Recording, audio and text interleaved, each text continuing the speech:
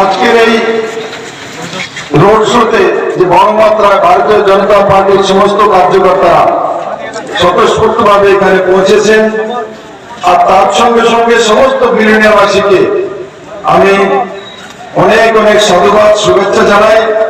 এই ফেস্টিভ্যালের সিজন আজকে আমাদের নিয়ম কানুন সবকিছু পয়লা বৈশাখ সংক্রান্তি সব রয়েছে, বিশু রয়েছে, তারপরও এত বড় মাত্রা ভারতীয় জনতা পার্টির কার্যকর্তারা এখানে একত্রিত হয়েছে এবং বিলিনিয়াবাসীও ঘর থেকে বেরিয়ে এসে আমি আপনাদেরকে সবাইকে নরেন্দ্র ভাই মোদীর তরফ থেকে অনেক অনেক শুভেচ্ছা জানাই এবং আমি আশা করি আগামী 19 এপ্রিল যখন নির্বাচন হবে সেই দিন সমস্ত বিরোধীবাসী 100% বেরিয়ে নরেন্দ্র মোদীকে হাতকে শক্ত করার জন্য পদ্মপঞ্জিতে ভোট দিয়ে ত্রিপুরা থেকে 2টি লোকসভা সিট মাননীয় প্রধানমন্ত্রী নরেন্দ্র মোদীর কাছে পাঠাবে।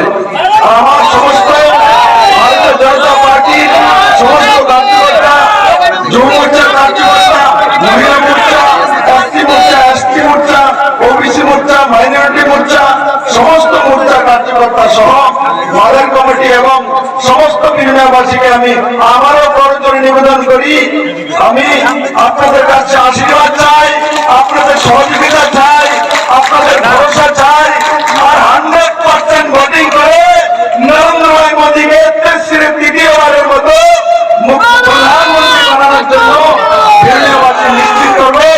এখন আমার সঙ্গে ভারত মাতা কি, ভারত মাতা কি, এবার बताओ 100% ভোটিং করাতে পারবে? কে পারবে? হাত তোলো। 10 মিনিট বাদ করা গরম তোমার লোক পারে না। কে 100% ভোট করাবে? হাত তোলো, হাত তোলো। 100% ভোটে